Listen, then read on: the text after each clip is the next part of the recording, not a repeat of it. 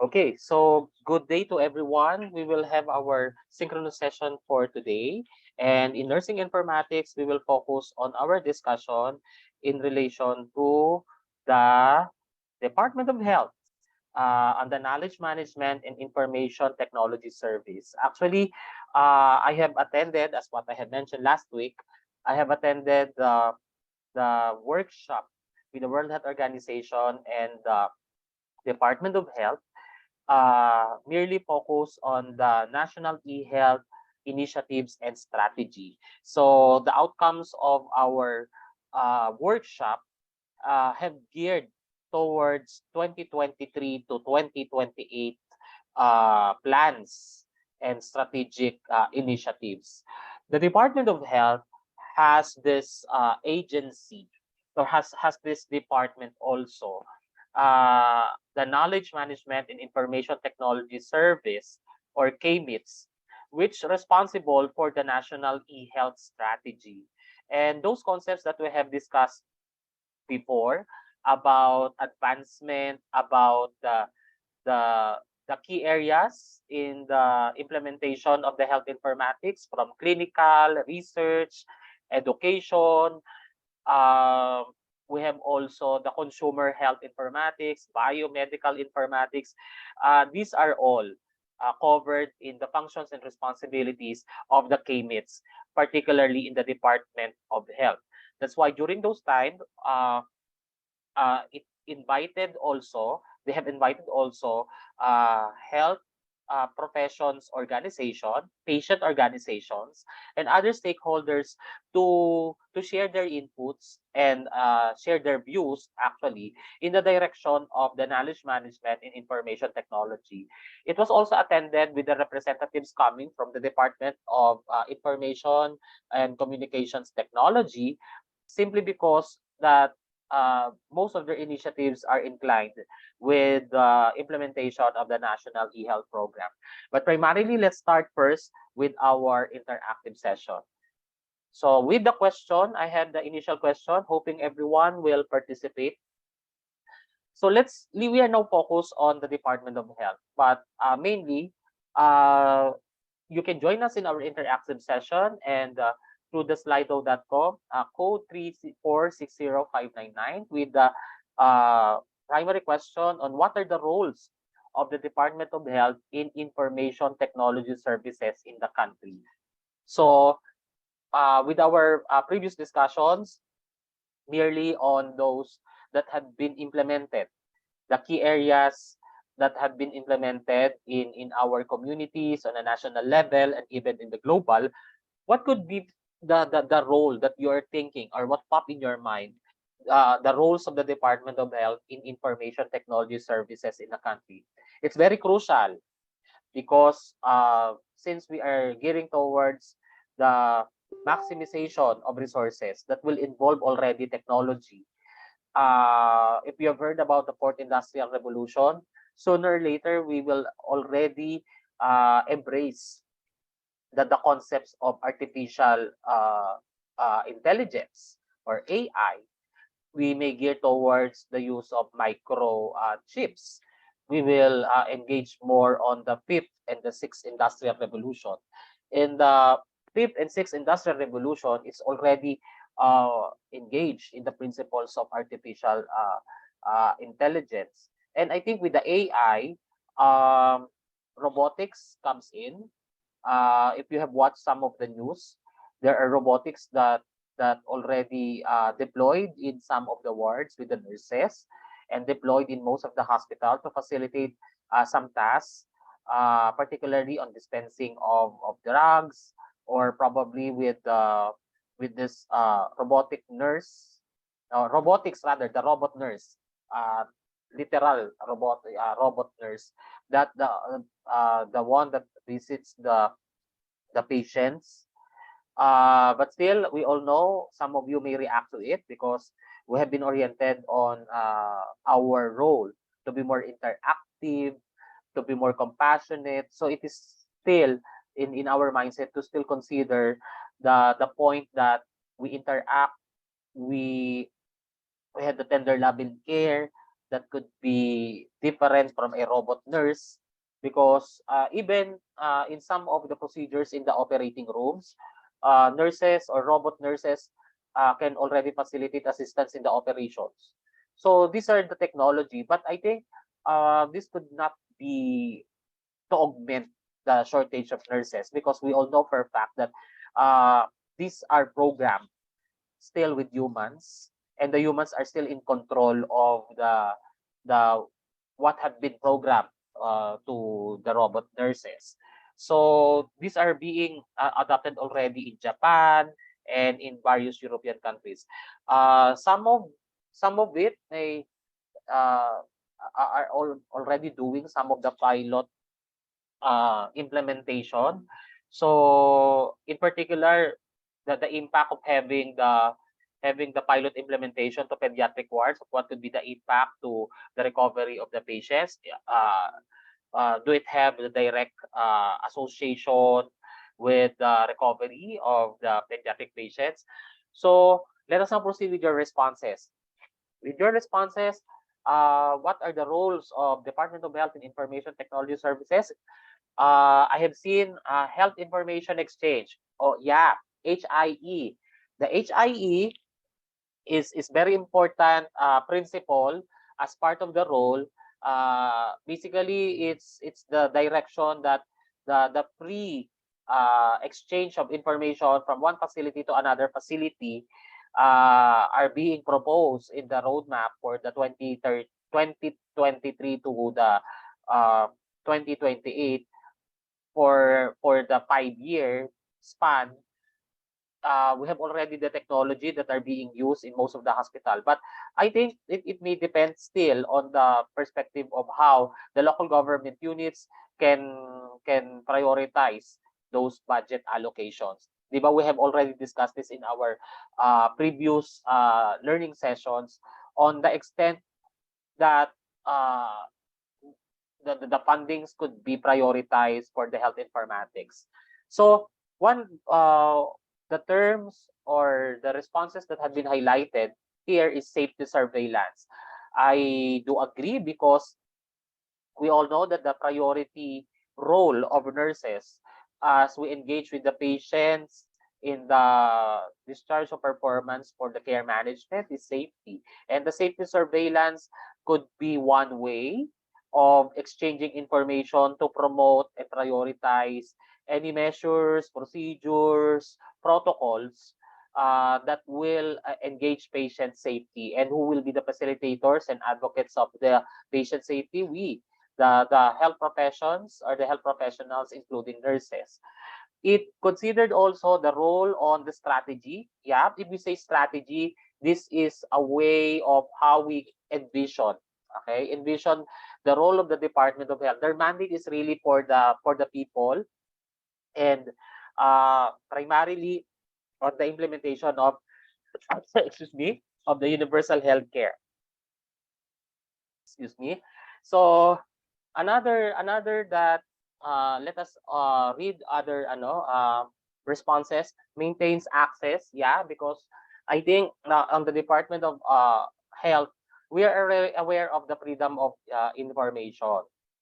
So that's why even in the consumer health informatics, we have already discussed on the basic information that the patient deserves to know, because they will be guided accordingly on how to maintain their health even without the presence of the health personnel. It's on the continuity of the care management as prescribed by the healthcare professionals. So I think these are very important factors. Another, Department of Health formally plans and policies, correct? Because eventually when IATF was established or was created by the government, it already considered the reference of data analytics when it comes to the decision of the government. If you have noticed, during the time of former President Duterte, they have already every Mondays they have updates on the specific decisions, particularly on the alert level system of the country and some of the regions, because this must be presented to the public on a clear manner so that it could understand by laymen on how they will support these protocols, how they will support those decisions accordingly from the various scientific basis, evidence-based uh, references. So with the Department of Health, they have utilized and maximized those roles. That's why they could already report numbers, and these numbers matter when it comes to decision making because of the scheme and the reference of the declaration of the alert level system.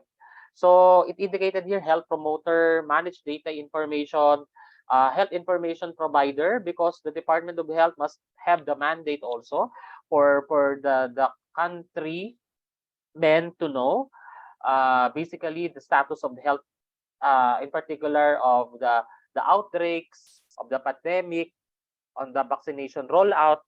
So I think these are things that are very important on how our people and the public will decide accordingly with their individual health, affecting the families and particularly with the communities. Okay, so it also considered the data accuracy and security because um, during the discussion that we have, they have invited also the National Privacy Commission, because any processing of information will really need to protect the subjects. And who are those subjects? The patients themselves. So that's why I think the role of the data accuracy and security are very important role in the information services in the country. So thank you so much for these responses. These responses are very helpful in the discussion of our succeeding topic. Thank you so much. So actually, the core concept of the discussion, why the Department of Health created the Knowledge Management and Information Technology Service as one of the department, or rather the sub agencies that are supported by the DOH. Because if we talk about knowledge management, it is the process wherein we have already defined data, information, and the knowledge. Kasi the knowledge itself, it's already stored. It's already stored as an information stored that could be useful for future decisions. So, and that becomes a wisdom when this knowledge are being used already. So, when we say knowledge management, it is on the perspective, for example, if the patient is being admitted in the hospital, and it is her first time to be admitted in the hospital, uh, patient's information are very important. And what could be the role of the nurses with knowledge management? She need to do an interview. And it's part of doing the interview to complete the information needed for the history. But eventually, if the patient has been hospitalized to other hospitals, uh, probably they cannot access, or probably the present hospital cannot directly access those previous records that the patient have in the previous hospitalization. But it is very crucial and very important so that to facilitate efficient and effective care management, most especially if it is an emergency situation. So the knowledge management, if we are having the information technology services in place, the platforms in place that can access from one hospital to another hospital, it can be easily managed because the history itself is very useful when it comes to, for example, if the patient that had been admitted in the emergency room is unconscious, then there are no accompanying relatives during those time. If the hospital where the patient had been admitted before, it can just identify basically those information of the last hospitalization records, specifically on the hypersensitivity reactions on drugs. Other than that is if the patient has the previous problem with cardiovascular, if the present problem or admission is related to cardiovascular disorder. So if the patient has the maintenance drugs, so those basic information is very important because the clinical decision making, because most of the patients who are admitted in the emergency room is more on the uh, case-based care. Pag sinabi natin case-based care, we focus primarily of what could be the results of diagnostic examinations. But it matters rather those hospitalization records because of primarily holistic approach. Second, preventive measures. Third, those information could be useful to compare the previous conditions of the patient and if the condition of the patient who have been admitted in the hospital is already a complication.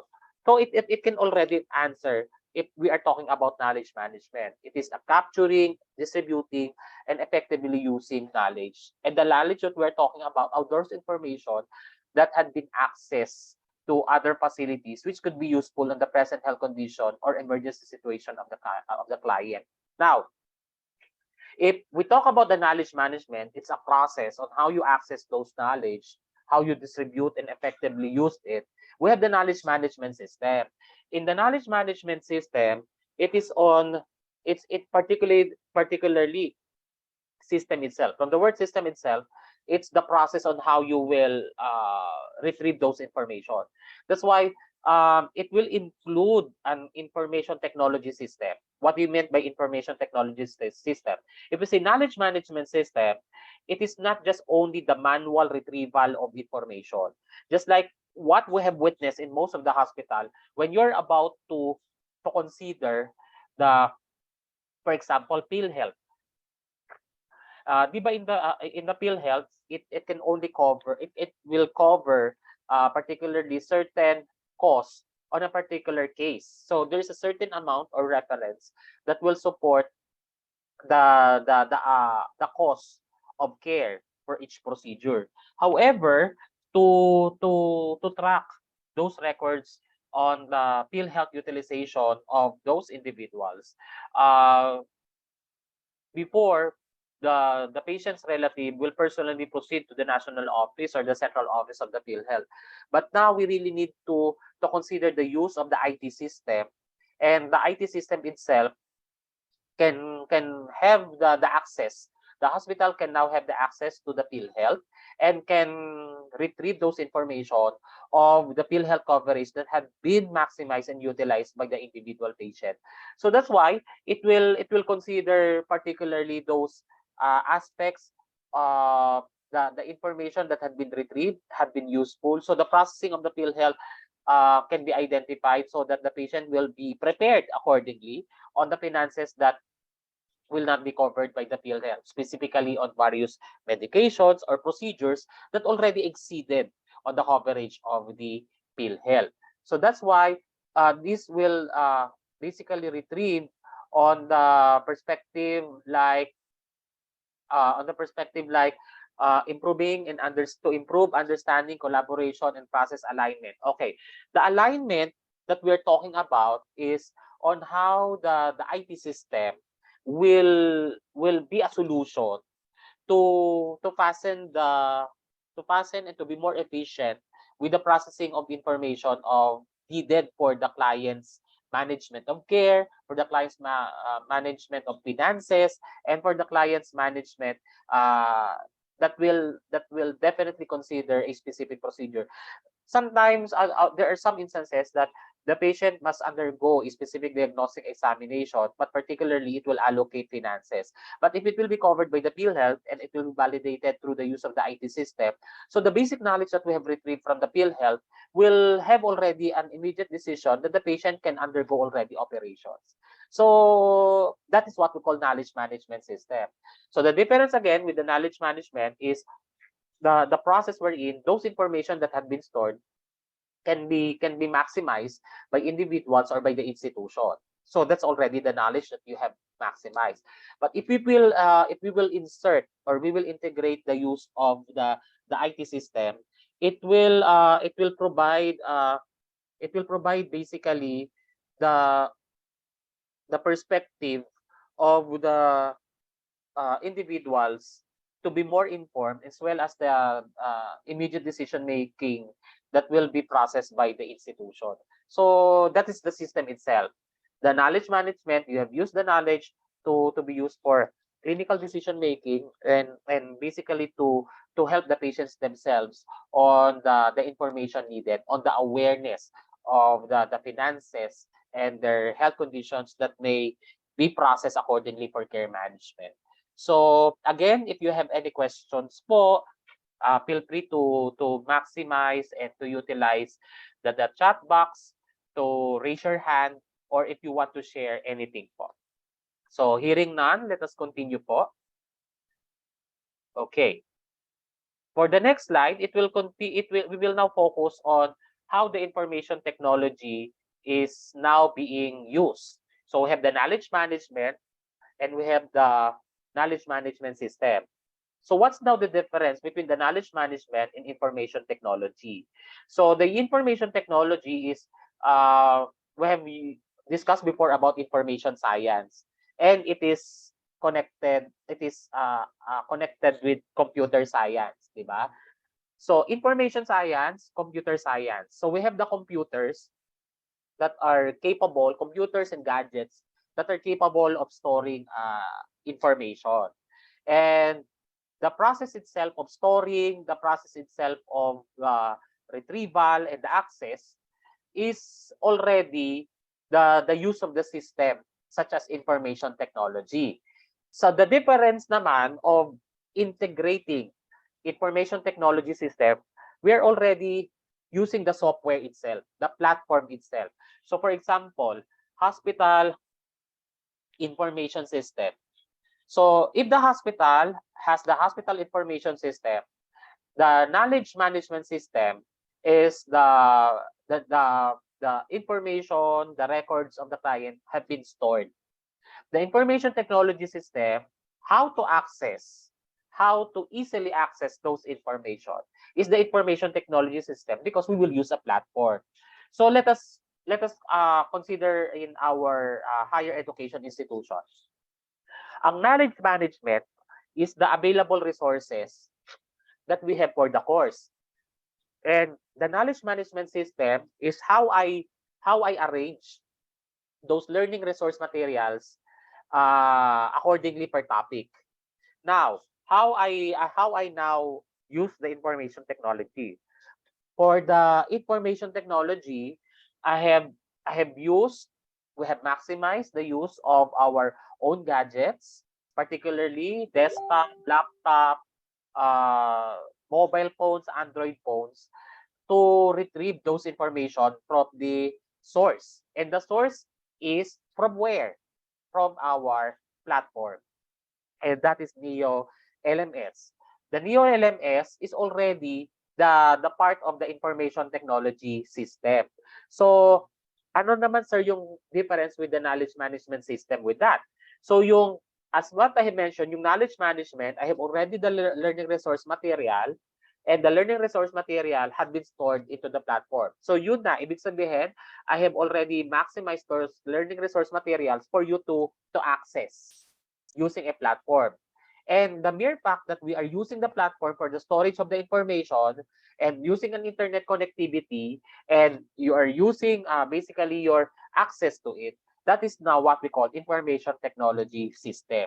If you can access using the Neo LMS, those resource material, that's information technology. But the point that you will enter to the course, you will access the code, the these are now the what we call information technology system, because you are already using the platform to retrieve those to receive those information that will be useful for our discussion, that will be useful for your guide to respond to the various self-assessment exercises.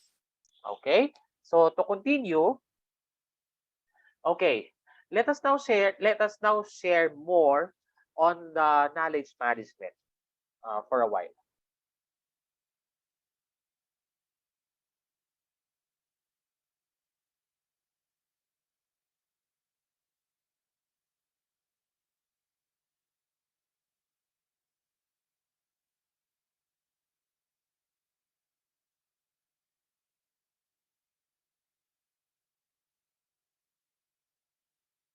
Okay, let us continue.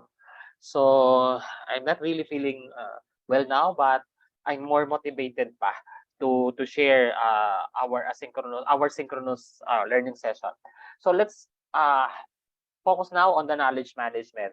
A while ago, we have discussed what knowledge management is. It's on the knowledge that you have gathered are being utilized. It's knowledge management. But if we integrate it, how to access, how to store, it's the knowledge management system. If we integrate if we integrate on the access of learning resources, using internet connectivity, using the platform, that's information technology. And the information technology system is how you systematically access those learning resource material. So going back to the knowledge management. For the knowledge management, these are some areas wherein it will be very helpful for us to understand what knowledge management is. Why Department of Health uh, already planned and projected that knowledge management information technology service will be very relevant in the future. Uh, with the Department of Health prioritizing to have this or to create this sub-agency in the Department of Health, it's merely on the knowledge management. It is a free exchange, health exchange of information. So knowledge management could be coming from the perspective of an advice, yes, because uh, from the perspective that a patient to doctor, a patient to nurse relationship, the one the those things that you have learned from the our nurses, yung professional advisors of nurses and doctors, are the ones that you will apply once you will be discharged from the hospital, and that's already knowledge management. It's stored in your subconscious mind, and it will be useful in your future decisions to prevent the occurrence again of a certain illness, disease, or a disorder. So yung knowledge mo natatranslate mo na into wisdom kasi you are maximizing what you have learned, the knowledge, to decide, particularly not to engage anymore in those causative factors. So nagiging wisdom siya. Another insights. Insights are those coming from an outcome wherein it could be from different people. It could be from different views. But once you make a realization that you really need to decide according to facts, it become helpful to the extent that you have analyzed those information coming from the various individuals and process it accordingly on how you will decide based from facts. That's knowledge management kasi you gather those information, those sharing of insights on the perspective, even opinions, even facts, but still at the end of the day, you will be the one who will decide for your patients and who will decide for yourselves as to protect also your profession. In the knowledge management, very basic is definitely information. Data may not be useful if we don't have information because information must be transformed into knowledge. The information could be the base data that is very significant when it comes to the formulation of the care management. Even in case studies, you cannot accomplish, you can complete case studies without the basic information that you may need. You cannot definitely consider relevant information from the patient's history and medical clearance if you don't have those information. So I think those are very basic. That's why nurses must be skilled when it comes to communication. Next, knowledge management that is in relation to practice. A typical example that anything, it's on evidence-based practice. Once you will earn the BSN degree, try to think all those that you have learned from first year up to fourth year. Why it is arranged accordingly from the foundation up to the complex healthcare healthcare situations, from simple to healthcare health rather simple to complex healthcare situations. Why you are exposed from the ward up to the fourth year into the intensive care units, because you really need to take into consideration yung basic that will be useful for the critical care units. For example, in the simple healthcare situations, is you interpreted deviations from the vital signs, and how this could be considered, this knowledge could be considered as part of the practice when you will handle or supervise those patients with critical cases, and very crucial to prevent complications. Vital signs are very important to identify alarming symptoms so that it will prevent complications. So I think the things that you have learned from first year in the fundamentals of nursing has a direct relationship to what you will learn in the fourth year level when you're exposed in the intensive care unit. Next, knowledge management is important with technology. Uh, Nowadays, we are facing the situation on the how we will how we will deal with the access of information because of the restrictions, protocols, and time. Actually, with the time and the use of the technology, um, it became relevant on the extent that we manage our time efficiently in terms of uh, those access of information. A typical example, every time that, for example, a doctor who may not be physically present in the hospital, but the patient already arrived in the emergency room, the nurses will not wait for the doctor to manage the patient. But before, the mindset of our nurses is basically we cannot execute any interventions because we will still need to wait for doctor's order. But for now, we will maximize the use of the technology because the doctors can already have the access on the basic information, on the encoded information by the nurse, and they could have the exchange of information using the platform. So I think these are also knowledge management because very timely interventions are being done to our patients. Next, knowledge management for people. Yeah. Um, Basically, we identify individuals, specifically in the hospitals and health centers, that knowledge management is important factor. Why? Because we are dealing with patients with in the hospitals and the health center, well or sick individuals. It is on how they will maintain health, and the other one is for those who have sought consultations to the hospitals and health centers who are sick, is on how we will manage treatment as a collaborative care from the doctors and other healthcare personnel. So I think the people themselves, through the collaboration among the health professions, we are really very important in terms of decision making. Knowledge management for improvement. Okay, for improvement, uh, typical example, improvement in terms of the patient's recovery. Yan.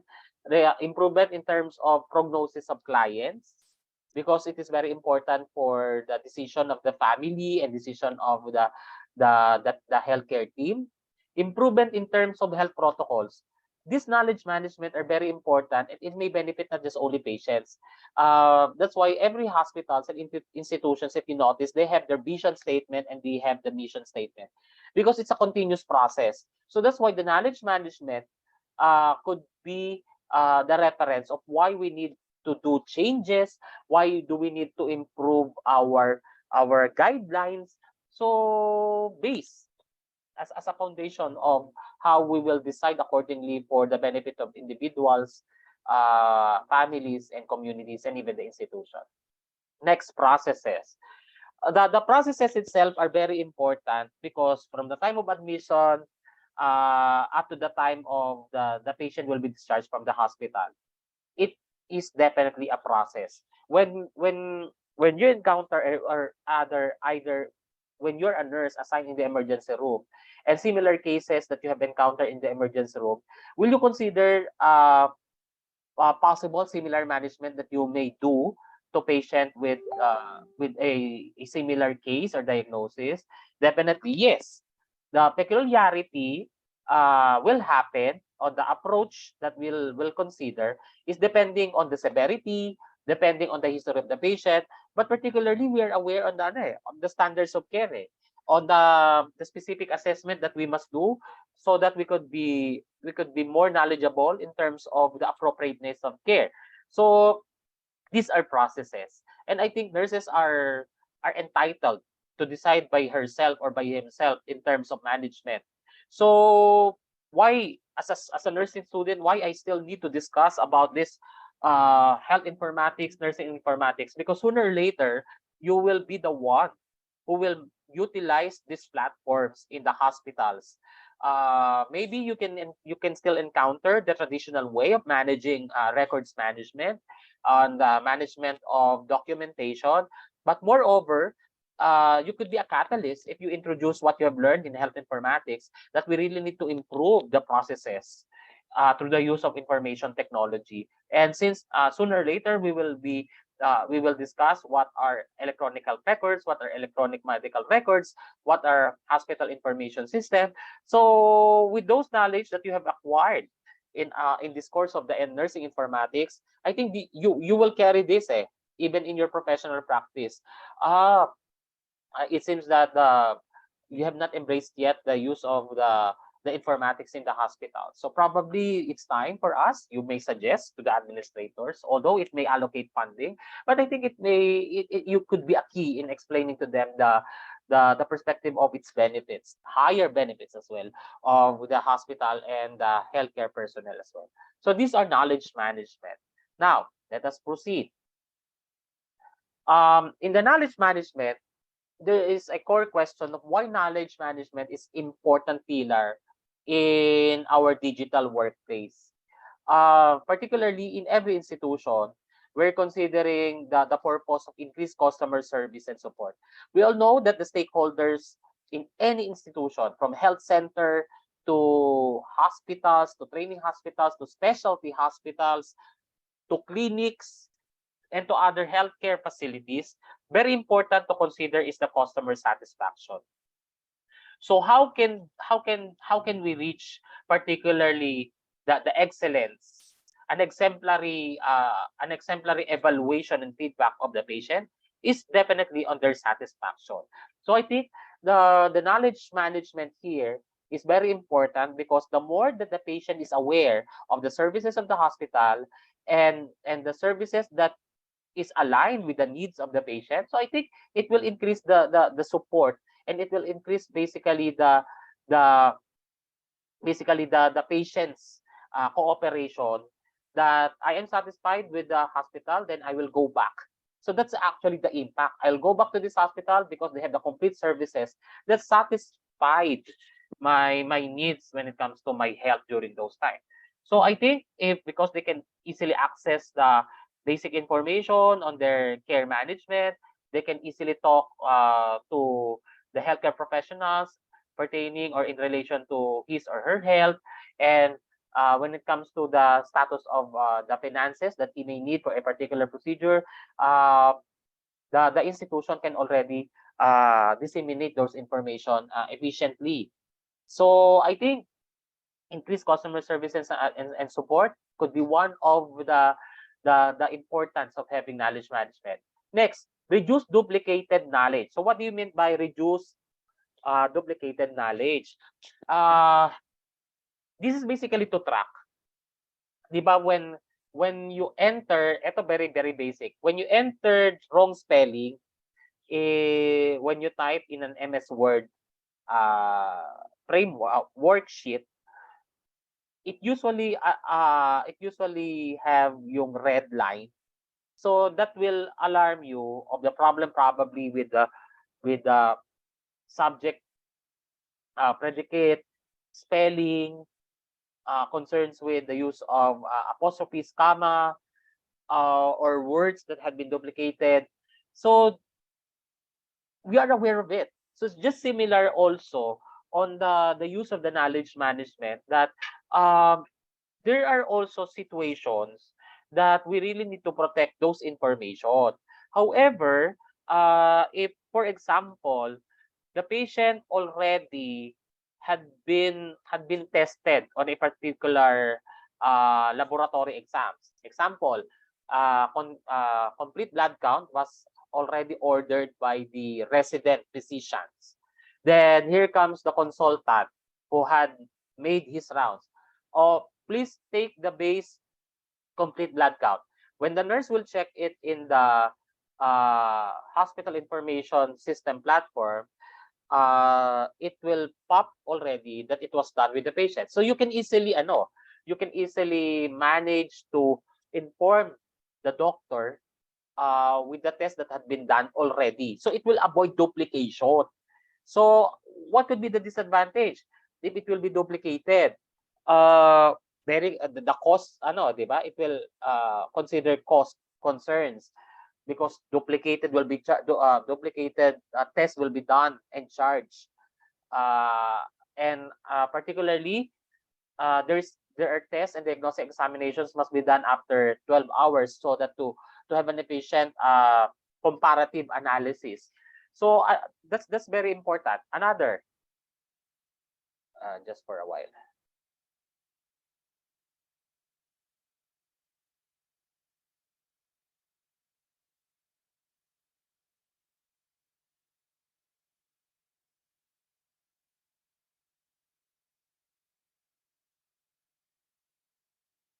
Okay, to continue.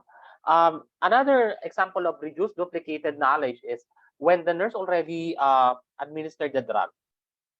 So the record itself, the signature, the APIC signature itself will give you knowledge that the nurse in the morning shift already administered the initial dose.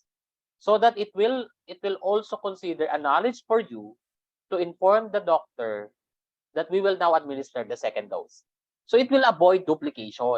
Kasi if for example, if it was administered already and you will relay the information that the initial drug had been administered in the second shift, that's a duplication. So what could be the implication of that? The implication could be misinformation or the patient could be experiencing an overdose. Okay? So next, it boosts productivity. Actually, it will maximize on a timely decision because yung boost productivity is even though, again, as what I have mentioned, even though a remote facility, the doctor can already make his initial doctor's order for the treatment of the patient. And eventually the patient, or rather the nurse rather, can carry out those orders because the doctor himself have uh, locked in yung code niya as a proof that the doctor's order came from him. But again, I know that there's no perfect system, but sir, how about if the system will be hacked and the code has been used? So nurses has other means to validate the order. Probably the nurse will acknowledge it, and the acknowledgement of the nurse upon receiving those treatment orders will be cascaded also to the doctors. And if the doctors acknowledge it, then I think that's one way, even though the doctor is not present and scheduled pa to make his or her rounds. So it boosts productivity. Very efficient, timely ang nagiging intervention with our patients. Next, facilitate employee onboarding and continuous learning. I think one thing that we will consider this is the knowledge management is on the orientation, ayan, on the orientation of our employees, specifically our nurses, who will be on board, who will start their professional practice in the hospital. And knowledge management system can basically be helpful to new nurses if the new nurses can access modules on how to operate the hospital information system. A new nurse rather, or new nurses in the hospital can already access how to manage encoding in the dispensing of drugs from the pharmacy and reporting of inventory of stocks to the central supply room. So I think that the use of this knowledge management that you have acquired even during your college and even during the orientation is the same way that you are already managing or using your knowledge in decision making. So I think these four is very important pillars of why knowledge management is very important in a digital workplace. Um, you need to prepare yourselves that more of the hospitals and healthcare facilities now are utilizing and maximizing the use of the the technology, so much as well that you really need to be more prepared in advance. So next is in the particularly in the information and knowledge management system. So we have discussed knowledge management system and information management system. If we say knowledge management system, the information management system is conversion of data into information. Because at the time that we have already the, for example, you will in the information management system, you will process admission of an emergency case in the emergency room. Now, there is already a platform that you really need to fill for purposes, 'di ba yung simple sa mga online evaluation or sa mga various agencies sa pag mga online ng kanilang mga forms, they have put or indicated required, and you cannot direct yourselves to the next phase or next step. So yan yung tinatawag natin conversion of data to information. You need to supplement information, and that's information management system, and we have used the technology. Pag knowledge management system naman is those stored information already from the information management system will be utilized for the comparison of diagnostic exam, so that to basically have decision if we will change the pharmacologic regimen. Another is the information, the results of information from diagnostic exams could be useful when it comes to the order for the next diagnostic exam to have a confirmatory diagnosis. That's knowledge management system. Because eventually, if we don't have a definitive diagnosis yet, some tests are being initially done to the patient to have a baseline information. However, the baseline information will be useful, yung findings itself, to proceed to a separate confirmatory test. For example, if we don't have findings with inflammation, but more ang naging findings for the complete blood count is infection, so I will gear towards on the next test to which is particularly related to identify what type of infection, what type of drugs will be appropriately used to the condition of the patient. So that is the information management and knowledge management system. Now, actually, how the Kmits or the knowledge management and information technology service had been created. It is through the Executive Order number 119. Actually, it was way back pa yan nung time ng after EDSA revolution, and it was already it was on the Executive Order number 119, and during those time it's Ministry of Health before, and now it's Department of Health, of reorganizing the agencies. And the Reorganization Act is issued last January 30, 1987. So what about this Executive Order number 119? The Executive Order basically considered po the mandate of having the management advisory service. And the management advisory service is to improve yung internal control and management system. So meaning, before, we have the use already of the computer way back 1980s. Pero it's not the high-end computers that we have now. The memory itself, the use of the processes are more efficient today compared in 1987. But actually, with the executive order, it already initiated on the revisiting of the processes in the various agencies on how to have the records management more efficient. So that's why with the management advisory service, this has been created for purposes of reviewing and revisiting the present management services that are being done in various agencies, including the Department of Health. That's why the vision of the knowledge management and information system is really ICT supporting the universal healthcare. And class, if we talk about universal healthcare, it is definitely more on the access, quality, efficiency, and patient safety and satisfaction. So if we consider the improved healthcare access, we expect from the communities up to the in every class socioeconomic status of people in the communities, they are all aware of where to access those services. We are aware of the Department of Health basic health services, but the next question is where to access it can be accessed in our primary healthcare facilities such as health center. On the universal healthcare, the vision is to provide quality, and that entails satisfaction of our beneficiaries of care, who are patients, di ba? Who are the providers, definitely the healthcare personnel. So this could be qualitative. This will provide qualitative results on how we could consider this improve the processes through use of information and communication technology. Efficiency is referring on how we will maximize those resources.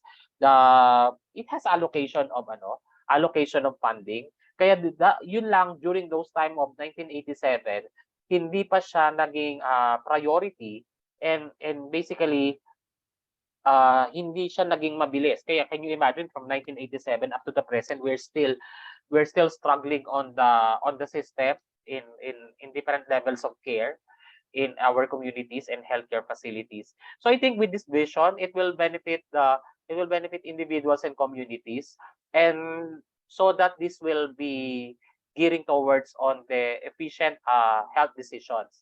Now, on the mission, is we have envisioned ICT, the use of ICT of the Kmits. Our mission is to have a realization at present that we have already the ICT, but the next step, or the next concern here of the mission of the Kmits, is particularly on the pressing issues, on our challenges on how to access information, how to improve the access of medications to the available pharmacies, how to access the facilities with lying in, accredited by the PhilHealth, so that it could also facilitate the assistance for finances. And this will also help the administrators on how to make a realization that ICT is very important to every healthcare facility, from the operations of the hospital and from the perspective of patient services that they deserve. Now, let us now proceed with the general functions of the knowledge management and information technology service.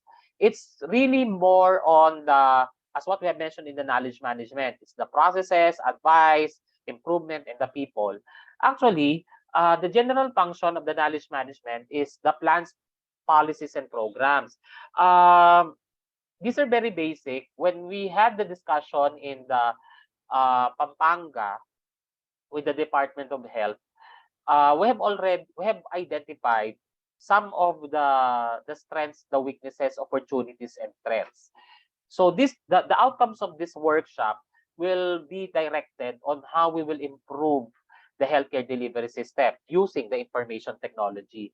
Actually, we have a pending e-health bill that is still in the process of hearing, and hoping this e-health bill will be enacted into law, so that to institutionalize the use of the information technology as integrated in the healthcare system, because it is very important in the implementation of universal health care.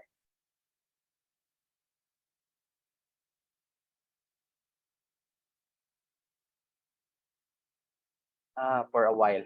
So next, the second is developing management information system for the DOH. Why the DOH alone? The DOH could coordinate with the other. That's why even the Department of Interior and Communication Technology, Information and Communications Technology had been invited, because they have already the systems and processes on how to integrate technology on the information science. So I think what we can do on the Kmits on a general function is for them to establish a management of information system. However, it started way back 1980s, 90s. Now we are in the 21st century, and after 23 years, still we are still don't have an established management information system, because probably there are factors, could be political. Some of the local government units may not basically prioritize the funding for this. So that's why there are only regions and areas that implement about the management information system. So the advancement could be a different level as we monitor in different hospitals. There are still hospitals that manages it on the traditional and manual way of managing information system. So I think one that by which it will consider is the infrastructure and services. What do you mean by infrastructure and services? The DOH must be more innovative in such a way that it will benefit from the communities up to the beneficiaries of care who are patients. So that's why they need to really maximize information technology. For those who are gifted, for those who are skilled, for those who are talented here, again, I will always emphasize this. Once you have your research and you are already conceptualizing it, please use health informatics on how you can provide solutions. Uh, Even though we are still inculcating the values of direct care, interaction. But I think for now, we really need to embrace the use of health informatics with our role as nurses.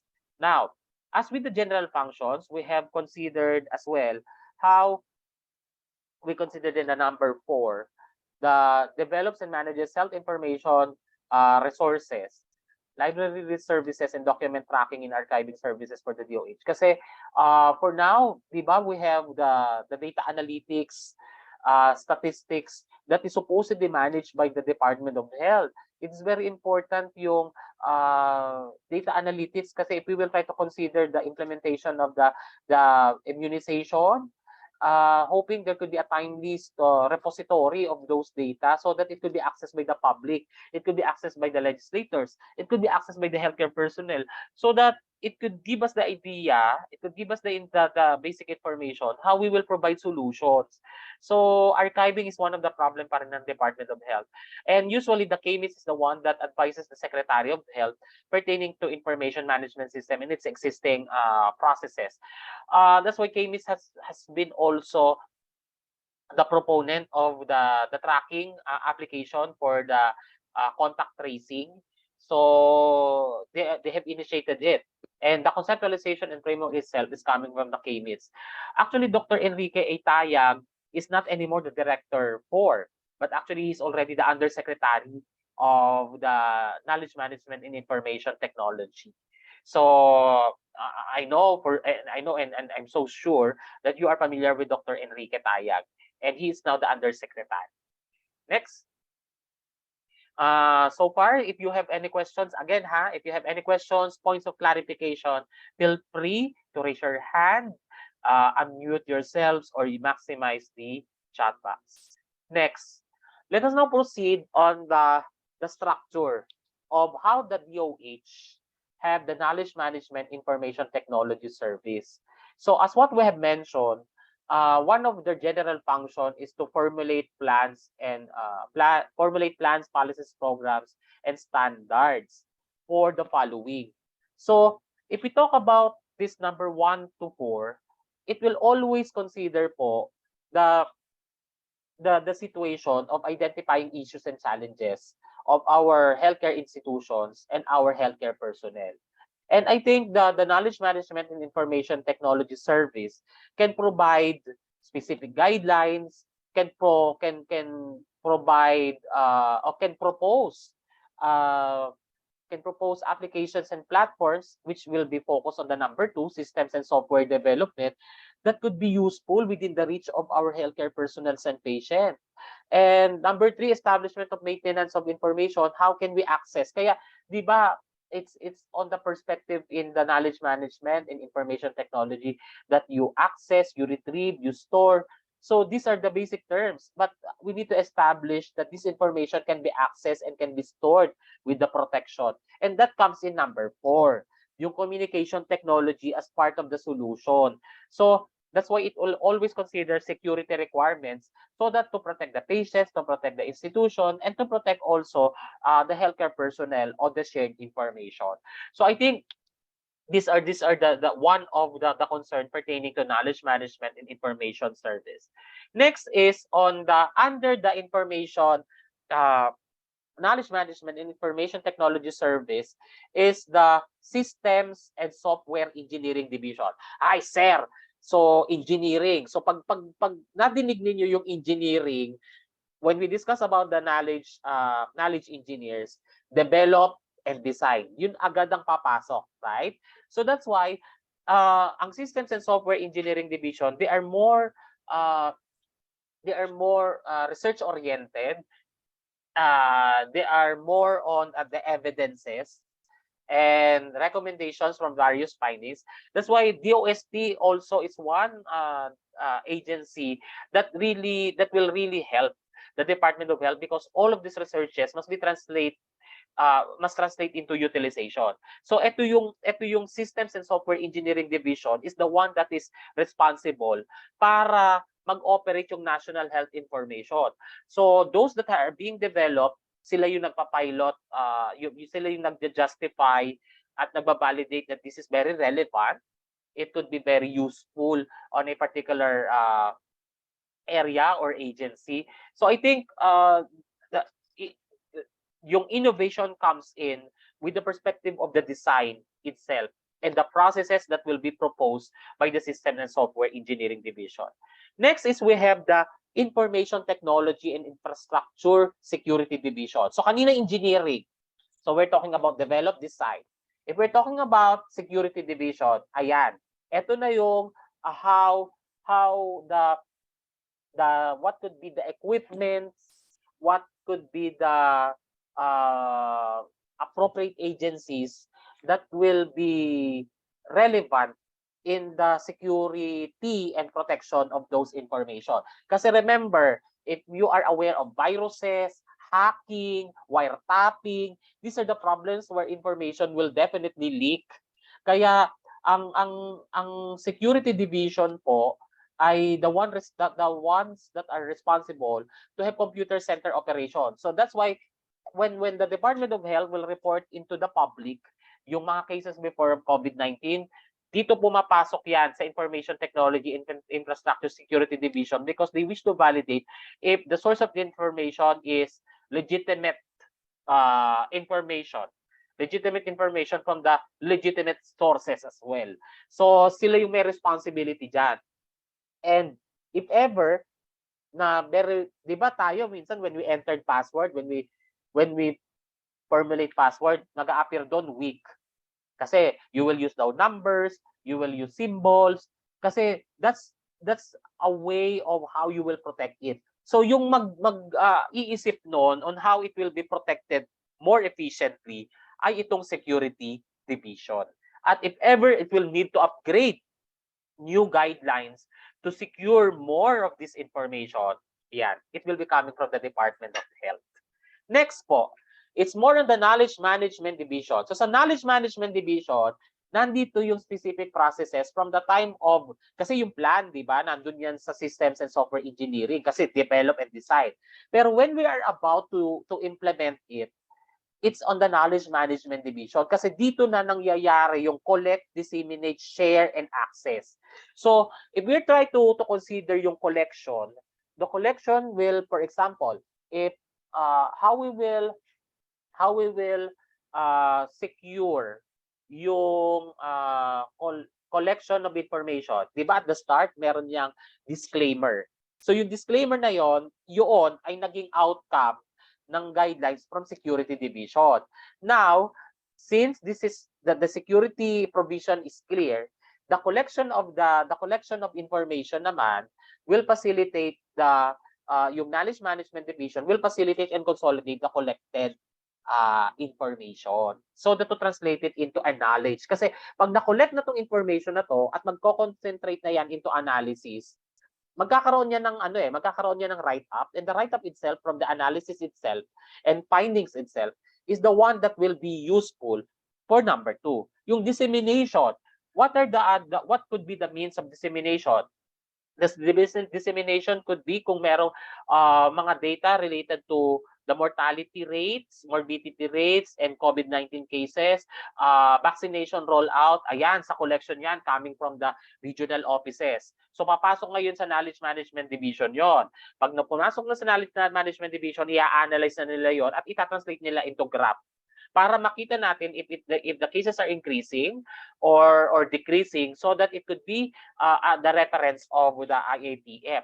So ngayon sa dissemination on the decision pertaining to use of the social media, use of infographics, use of video presentations, maximizing the use of the social media platforms, ayan, sila rin ang merong in charge dyan. Kaya if you will try to visit po yung Department of Health, meron silang e-academy wherein the nurses can already be trained through the use of modular, pero they will not physically attend the training in the DOH. And they could have the certificate as well. So yan, isa yan sa mga dissemination platform. Next is sharing. Sa sharing naman po, ang Knowledge Management Division is the one that is in charge of those or identifying those individuals who may be authorized for the sharing of information and what could be the mechanism of sharing. Kaya that's why di ba, even in the Neo-LNS, you cannot just enter into the course because there's one department here in our school that manages to enroll you in the Neo-LNS. So similar also on the perspective na, sir, sino mag-identify sa Department of Health ng authorized or authority for the individuals to access information? Yung Security Division. And the fact that they have already authorized individuals at nasi-share na yung information to the authorized personnel, yun na, Knowledge Management Division mechanism na yun.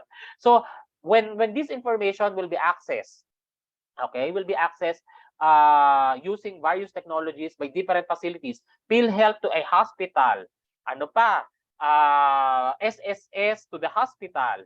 Kasi magkaiba tong mga agencies ito, but with the use of this technology, they can easily access those information kasi they need to consider yung coverage ng kanilang health coverage, particularly on the finance management. So I think that ended up with our discussion, and it already covered our topic for today. So I'll stop the recording.